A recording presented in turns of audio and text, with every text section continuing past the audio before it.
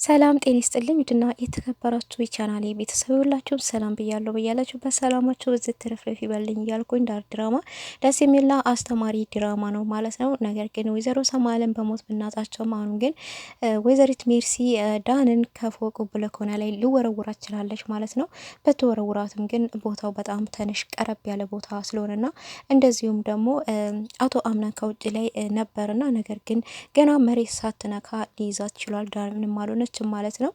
እንደዚሁም ብሌንም እንግዲህ ከሷ ጋር ስለምትጫወትና ብዙ ጊዜያትን ከሷ ጋር ስለምታሳልፍ እሷን ፍለጋ እነሱ ወደ ፎቅ ሲወጡ ስላየች እንግዲህ እየተከተለቻቸው ነበር ማለት ነውና ነገር ግን የአምናን አክስት የወይዘሮ ሰማለ እህት ይሄ ነገር ምንድነው እቤቴ ውስጥ እየተካሄደብኝ ያለው ምንድነው እየተፈጠረ ያለው ማወቅ አልቻልኩም፣ ጠላቴን እንኳን መለየት አልቻልኩም፣ እህቴም በጤናዋ ዝም ብላ አልሞተችም እና የተፈጠረ ነገር አለ እህቴማ እየሆነ በቃ የተጫናት ነገር አለና እህቴ እንደዚህ ያልሞተችም እያለች እንግዲህ እያንዳንዶቹ ሚስጥሮችን ለማውጣት እንግዲህ ደፋ ቀና እያለች ትገኛለች ማለት ነው። እንግዲህ ወይዘሮ ሙርዚና ከእህቷ ሞት ጀርባ የሆነ የተደበቀ ሚስጥር እንዳለ እየተሰማት ይገኛል ማለት ነው። ሲፈንም እንግዲህ ከድፍረቱ በጣም ደፋር ከመሆኗ የተነሳ ነገር ግን አሁንም ሌላ ሰውን ለመግደል ሙከራ እያደረገ ትገኛለች ማለት ነው። እሷም በእናቴ ሞት ላይ የተተባበሩትን ሁሉንም እያንዳንዳን ጨረሳቸዋለሁ፣ አሁንም ሌላ እድል አለኝ ብላ እንግዲህ በድፍረት ቁጭ ብላለች በህይወቷ ፈርዳ ማለት ነው። ከገደሉኝም ይግደሉኝ የማለት እንግዲህ የተስፋ መቁረጥ ባህሪ ነው የሚታይባት ሲፈን ማለት ነው። እና ነገር ግን የእሷ አስተያየት ምንም ደስ አላላትም። ወይዘሪት ሙርዚና ግን ድርጅት ውስጥም እንደምትቀጥራት እየነገረቻት ነው። ከወይዘሪት ሰማአል ጋራ ያለሽን ግንኙነት ከኔ ጋራ መቀጠል ትችያለሽ እያለቻት ትገኛለች ማለት ነው። እሷም እንግዲህ እንደሷ ሁኝልኝ፣ እሷ በጣም ቅርብ ሰውና ሚስጥረኛ አይነት፣ አንቺም ሚስጥረኛሽ አድርግኝ እያለቻት ነው የምትገኘው ሲፈን ማለት ነው።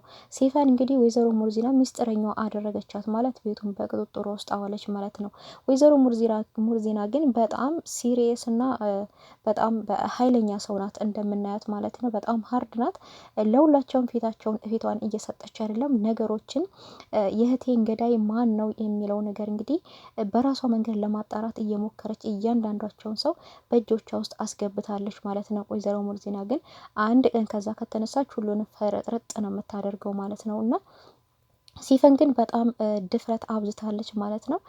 ሜርሲ እንግዲህ ሀሳቧ ምንድን ነው? በፊትም ሲፈን ቀደመቻት እንጂ ሲፈን ባትቀድማት ሜርሲ ራሷ ወይዘሮ ሰማለን ልታሰናብታት መስመር ላይ ደርሳለች ማለት ነው። እንደውም ሲፈን ራሱ ስለቀደመቻት በጣም እየተቆጨች ነው ያለችው ማለት ነውና እንግዲህ እሷ ሀሳቧ ምንድን ነው? ይህንን ንብረት መቆጣጠር፣ ያንን ቤት መቆጣጠር፣ በቁጥጥሯ ስር ለማዋል ነው ማለት ነው። ወደዛ ቤትም ስትገባ በጀመሪያም አመጣጧም ወይዘሮ ሰማሌ እንደምንም ብዬ አሰናብታታለሁ እቺ የስኳር በሽተኛ እያለች እንግዲህ ነበር የመጣችውና አንድ ቀን አሰናብታታለሁ፣ እሷ ትሄዳለች። ይህንን ንብረት ደግሞ የምቆጣጠረው እኔ ነኝ፣ እንደዚሁም ለአምናን የቅርብ አክስቱ እኔ ብቻ ነኝ፣ ሌላ ዘመድ የለውም በአባቱ በኩል፣ ስለዚህ እኔ ነኝ ይህንን ቤት ይህንን ንብረት የምቆጣጠረው ብላ ነው እንግዲህ አመጣጧ። አምናንም እንግዲህ በእናቱ እጅ ያደገ ሞልቃቃ ልጅ ስለሆነ አሞላቃ ስላሳደገችው እናቱ በራሱ እንዲተማመን አርግታ አላሳደገችው ማለት ነው። በቃ በብዙ ነገር እሷ ከጎኑ ስላለች በዚህ አሁንም ሌላ ሰው ከጎኑ የራሱ የሆነ ሰው ስለሚያስፈልገው በዛ ነው እንግዲህ አሁን ወይዘሪት ሙርዚና እንግዲህ ስትመጣ የኔን ቦታ ለመያዝ ነው። እችን ሴትዮም አንድ ቀን ቆይ ወይ ስኳሯና ደም ግፊቷ ተደበላልቆ ድብልቅልቅ ትልልኝና ትገለበጥልኝና ችም እገላገላታለሁ እያለች ነበር ለጄሪ ማለት ነው። ጄሪም ግን ሜርሲ ስርስር ማለት አብዝታለች ማለት ነው። ወይዘሮ ሙርዚና ግን ጄሪን ከሜርሲ ራቂ፣ ከሜርሲ ካራቅሽ ውርድ ከራሴ ብላታለች። እዚህ ቤት እንደዚህ አይነት ነገር እኔ አይመቸኝም፣ ይሄ ባህሪሽ ደግሞ ደስ አላለኝም፣ ልትስተካከይ ይገባል ያለቻት። ካልሆነ ከዛሬ ጀምሮ ከወይዘረት ሜርሲ ጋር እማይሽ ከሆነ ከዚህ ቤት እኔ ራሴ ነኝ እማስወጣሽ እያለች ናት የምትገኘው ማለት ነው።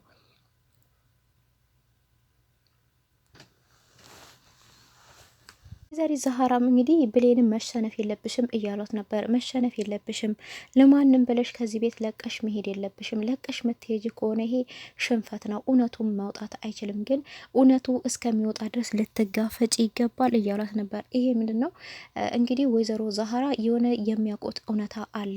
ማን ነው እዛ ቤት ተንኮል እያደረገ ያለው? ማን ነው ያንን ቤት እየበጠበጠ ያለው የሚለውን ነገር ወይዘሮ ዛህራ በደንቡ ጠንቅቀው ያውቃሉ ማለት ነው። ነገር ግን በምንድን አንዳንድ ጊዜ የሚናገሩት ቃላቶች የሚናገሩት አስተማሪ እንግዲህ ታሪኮች ራሱ ከዛ ቤት ጋራ የተያያዘ ነው ማለት ነው። ከዚህም በፊትም ለቢሌን እንግዲህ አንዳንድ ታሪኮችን አስተማሪ የሆኑ ታሪኮችን ሲነግሯት ከዛ ቤት ጋራ የተያያዘ ነው። እንደዚህም እንግዲህ ዳንም የሆነ የምታውቂው ደስ የሚል ታሪክ አለ ብላኛለች ብሌን ልትነግሪኝ ይገባል ብላት ነበር። እና እሷ እንግዲህ ምን ችግር አለው ልጄ ሞልቶ ከተረፈ ታሪክ ደግሞ እያለች እንግዲህ የሆነ ደስ የሚል ታሪክ እየነገረቻት ነበር። እሱም እንግዲህ እናቱ የሞተችበት ልጅ እንዳለና ለታማኙ ውሻ ትቶት ወደ እርሻ እንደሚሄድ ከእርሻ ሲመለስ ግን ያ ታማኙ ውሻ አፉ ደም በደም እንደቦካ ይመለከታል። ያ ታማኙ እንግዲህ ገበሬውም ወይኔ ልጄን በልቶ ነው አይደለ ይሄ ውሻ በማለት ውሻውን ደብድቦ ገደለው። ወደ ቤት ሲመለስ ግን በጣም በሚያሳዝን ሁኔታ ልጁ አልጋ ላይ መደብ ላይ ተኝቶ ነበረ። ከመደቡ ስር ደግሞ ልጁን ሊበላ የመጣ ተኩላ በውሻው ተነክሶ ሞተ ነበረ። ያንን ሲያይ ግን በጣም ደነገጠ። ታማኙን ውሻ ግን ሊመልሰው አልቻለም።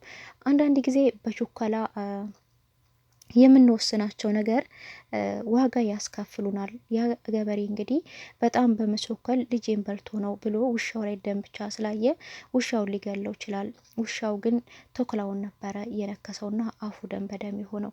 ልጁ ምንም አልሆነም ነበረ። ታማኙን ውሻ መመለስ አልቻለም። አየሽ ልዬ አንዳንድ ጊዜ በችኮላ የምናደርጋቸው ነገሮች ዋጋ ያስከፍሉናል። ካደረግነው በኋላ ደግሞ ብንጸጸትም መመለስ አንችልም እያለች ለዳን እየነገረቻት ነበር። ይሄ ነገር እንግዲህ ማንን ነው የሚመለከተው? በይበልጡ እንግዲህ የሚመለከተው አምናንን ነው። አምናን ሁሉ ነገር ውሳኔ የወሰነው በችኮላ ነው የወሰነው። ቀለበትም ለማድረግ በችኮላ ነው። ጄሪ ሚስቴ ናት ለማለትም በችኮላ ነው የወሰነው። እንደዚሁም ደግሞ የወይዘሮ ሰማአል መድኃኒት የተቀየረ ጊዜ ብሌን ናት የቀየረችው ሲባል ነገሮችን ዞር አርግቶ ማሰብ እንኳን አልቻለም።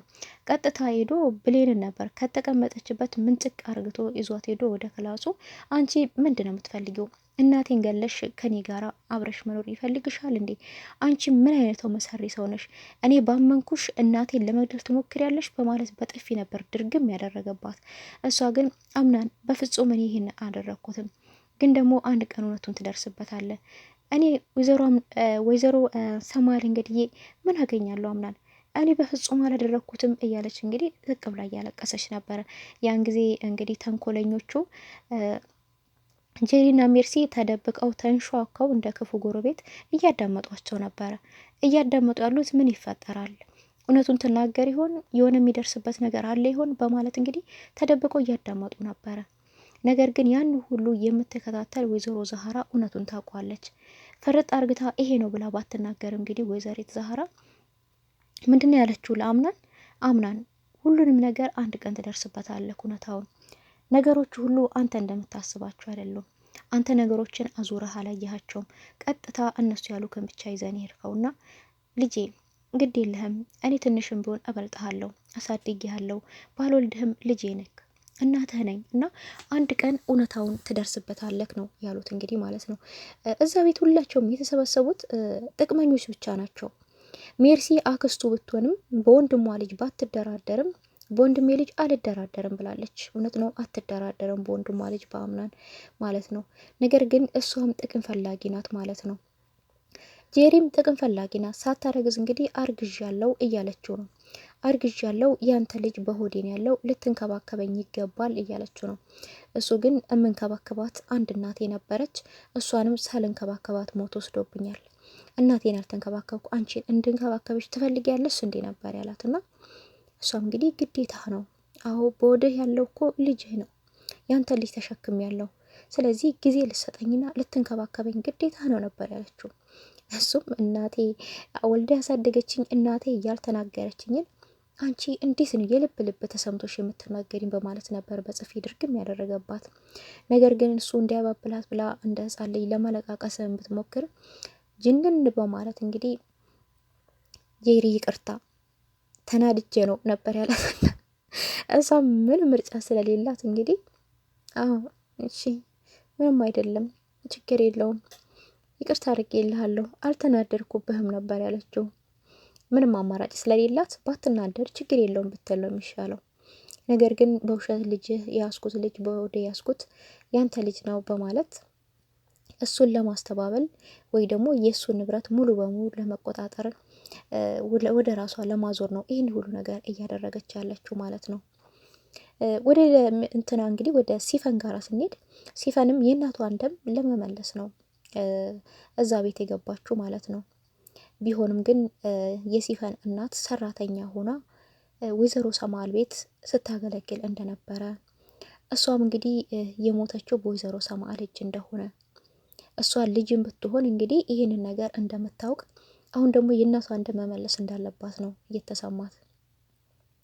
እንግዲህ የዳፍኔን ልጅ ነኝ ስትላት ሜርሲም በጣም ደንግጣለች። ስለዚህ ይህን ሚስጥር ሜርሲም በደንብ ጠንቅቃ ታውቀዋለች ማለት ነው። ስለዚህ ሜርሲም አንድ ቀን አይቀርላትም። ምክንያቱም ወይዘሪት ሞርዚና ሜርሲንም እንድታሰናብቻት እፈልጋለሁ ብላታለች ማለት ነው። እንግዲህ ሲፈን ሜርሲ ለማሰናበት ስትሞክር ሜርሲ ደግሞ የእሷ ሚስጥሮች ሁሉ ዝርዝር አርግታ የዳፍኔ ልጅ ናት ብላ እንግዲህ ለወይዘሪት ሞርዚና መናገሩ አይቀርም። ስለዚህ ወይዘሪት ሞርዚና ቀጥታ የእህቷን ገዳይ ትደርስበታለች ማለት ነው።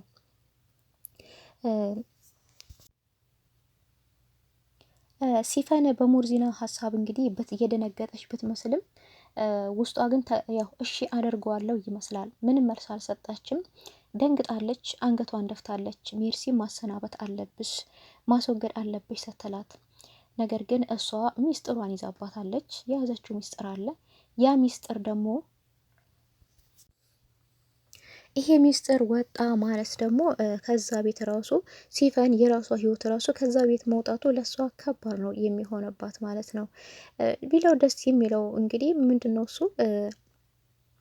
ማንኛውም ሰው በልጅ ማሰር እንደማይቻል ነው። ጄሪ ምንም አርግዣለሁ ብትለውም ግን ምንም አይነት የተለወጠ ስሜት ምንም አይነት ደስታ በፊቱ ላይ አይታይም አምናል ማለት ነው። ይልቁንም የእሱ ፊት የሚፈካውና ደስ የሚለው ፈገግታ ፊቱ ላይ የሚታየው ብሌንን ሳይ ብቻ ነው። ብሌንም ፈገግ የምትለው እሱን ስታይ ብቻ ነው። እንግዲህ ዳን እነሱ ሁለቱን ለማጣመር በጣም እየጣረች ትገኛለች።